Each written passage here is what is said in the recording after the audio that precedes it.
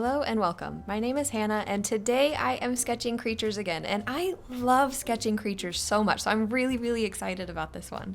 I actually have kind of a goal for this one. I decided that all of these creatures were gonna have horns. I don't know if you saw my paint marker portrait challenge that I did a few weeks ago, but there was one portion of it where the people accidentally turned into horns for other people, and it like it was very unintentional. But when I did that, I was like, ooh, I really want to draw horns now. So that's my main inspiration for wanting to draw a horned creature spread. So I like to just kind of fly with whatever is happening on the paper and not have a plan, because that's where I get really bogged down, is if I feel very constricted into one thing. So I like to do one thing at a time and kind of bounce off of the ideas that I've already done. But when I started this first horned head, I had to figure out where the light source was going to come from. And then when I figured that out, I had to add the lightest color to the light spots and then the darkest color to where all the shadows were going to be. And then after I initially got those, it's almost like blocking color. Once I blocked out the highlights and blocked out the shadows, then it became really simple to just add the dark colors to the shadows and add the light colors to the highlights. I'm not thinking too hard about what colors I'm choosing. I'm just kind of going off of what colors are light and I'm gonna add those to the light spots and pick up a colored pencil that's dark and just kind of integrate it into the dark spots.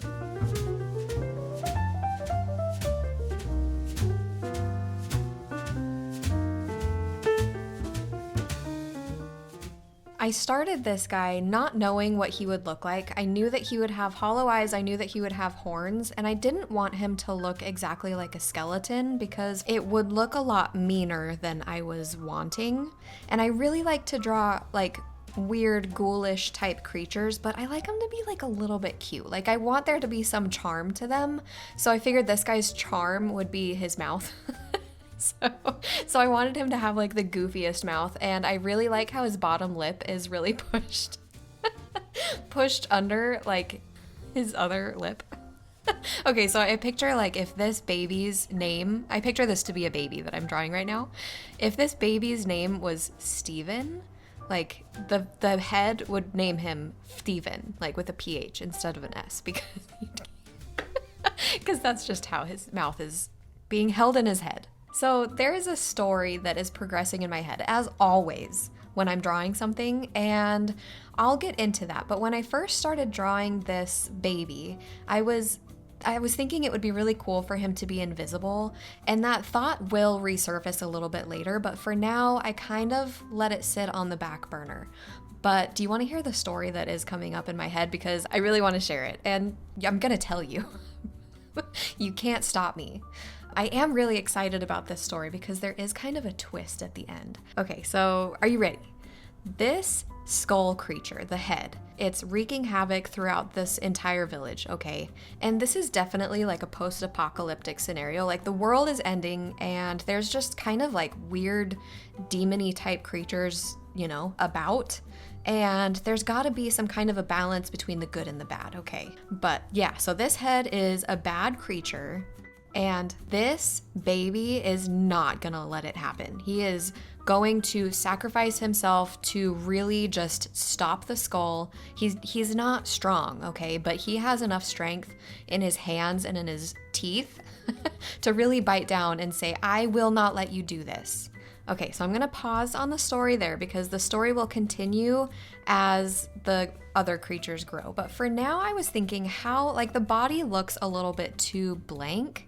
So I experimented a little bit with trying to have his heart be glowing, but that wasn't working. So then I was well, maybe his skeleton is glowing. And then I tried to give some definition to his skeleton, and then I didn't like it, so I put it back. But then I was ooh, maybe I could erase the outside of his skeleton and make his body invisible. So that's where the invisibility comes back into play, and I love how it turns out. And these pencils won't erase completely, but I kind of like that because you can still kind of see the shape of his body even though it's not really there. And it is kind of funny that his skeleton didn't end up looking like a skeleton. It's kind of like a wormy mini body inside. So that's kind of cool. So I don't know if you noticed, but I had like the shoulders of a body for this creature already down on the paper, but I didn't do anything with it because it wasn't feeling right for me in the moment. And I couldn't really decide kind of what the body should look like. So I left it there while I worked on the baby. And then after the baby, I was like, okay, it makes sense for this to be a snake body creature.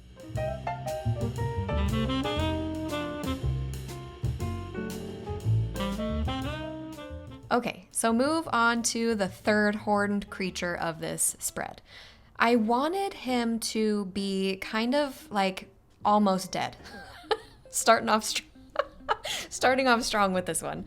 He is kind of dead. And initially I drew a body and he was looking a little too bootylicious. So I took his back half off. Gave him very short legs. And I really like how it turns out that his legs look like they're not working, so he has to crawl with his arms. And maybe he's not almost dead because his arms are so strong that it looks like he's been needing to crawl around on his arms for a very long time. So his arm is super strong. So like he's not almost dead because if he has enough strength to keep going for that long, in order for his arms to be that strong, like he's not almost dead. So I was wrong. But let's move on to his story, like what he's actually doing. So he's reaching up and he's holding a very large horn out. And he like just got done with a very intense battle where he beat a creature who had very large horns, first of all. So he broke one of the horns off after he beat it. And now he took that horn and he's giving it to the baby and trying to say like, okay, I don't have enough strength to help you fight this creature, but I can give you a weapon. So he's reaching up and trying to give the horn to the baby to help the baby out, like give the baby the best chance.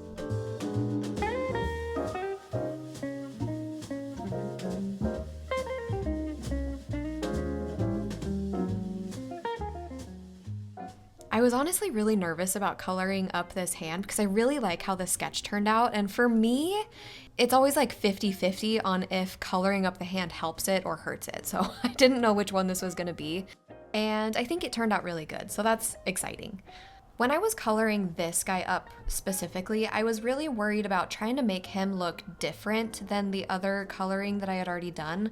Because I mean, when you throw all of your colors at every picture, there's a really good chance that it's gonna turn out the same every time. So how am I gonna make this guy look different than the other ones? And I decided that I was gonna lean really heavy into the blues for him and make him look extra withering away. Because in my head, blue is like a withering away type color. These are the colors that I used, and I like to prop them out, and then whenever I'm done with a creature, I just push them back to reset them. And it is time to move on to the final creature today. So this creature I knew would have to be missing a horn because this is the guy that was beaten by the third guy, right? So he has a horn broken off, and he is reaching forward trying to get his horn back. Now, if he gets his horn, like it's not gonna save his life. So he's kind of like in that mode where he's not making logical decisions. He just kind of sees his horn and he's like, fight or flight, I need my horn. That's all that I can focus on right now. So he's using every last bit of his energy to try to get his horn back.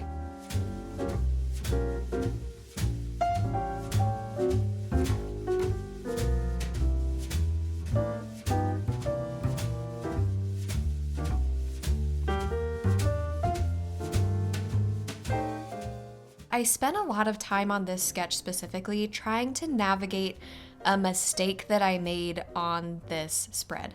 Now, it is inevitable that I make mistakes because I don't sketch it out ahead of time, and honestly, I kind of like problem solving as I draw. It just kind of makes it like a little more fun for me to fix a problem.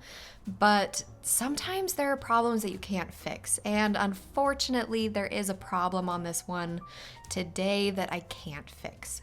But I'll tell you about that a little bit later because I really want to talk about this guy some more. So he is a creature, and normally I go for creatures who are very not human, inhuman. There we go.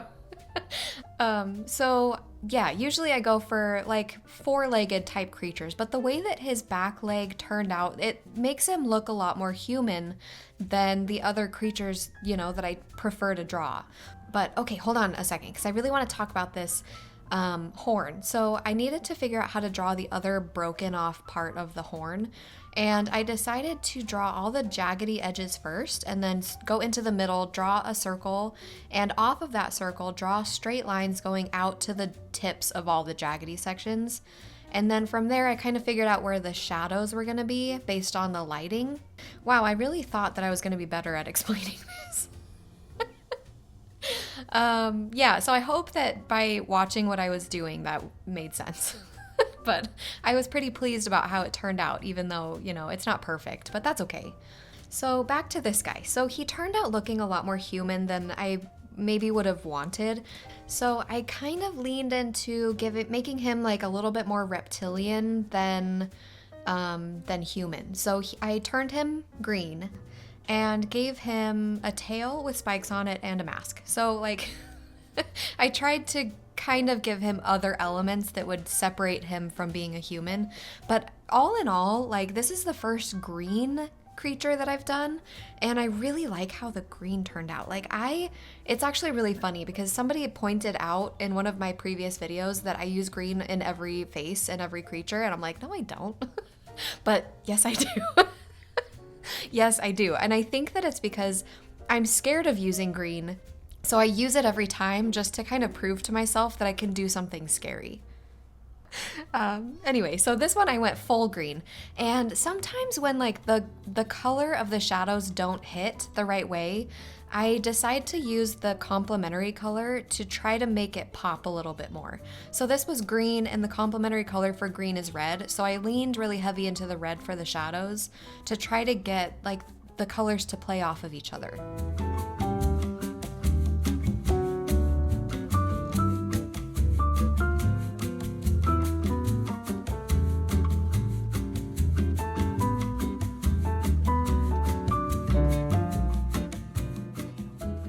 Okay, so I really want to talk about this guy's arm for a second.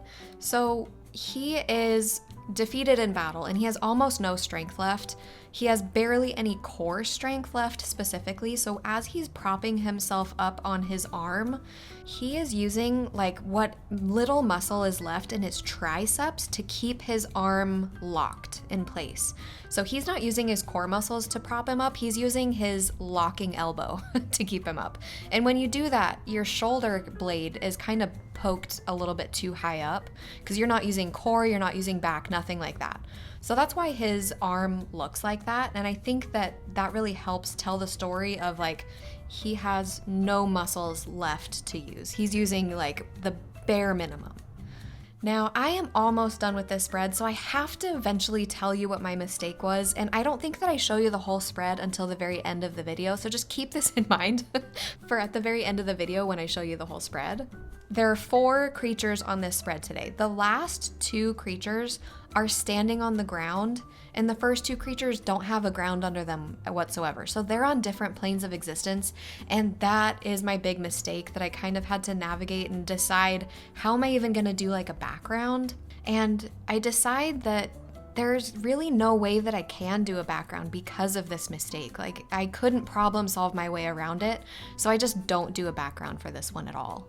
It's funny, actually, in this video right now, sorry, in this video, this mask was starting to look a lot like the Pikachu mask from Zelda Ocarina of Time. Do you remember that mask? I always thought it was so weird that it was part of the game, but whatever. So it was starting to look a lot like that mask, so I tried to go back and like gritty it up a little bit just to kind of separate it from that Pikachu mask. It helped a little bit.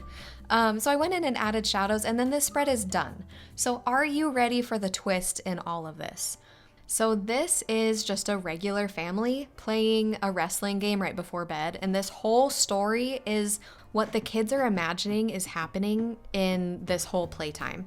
So the 2 creatures on the end are the mom and dad, and then there's 2 kids in the middle who are trying to beat the mom and dad. Like that, that's it. So thank you so much for watching, and I will see you in the next one. Toodaloo.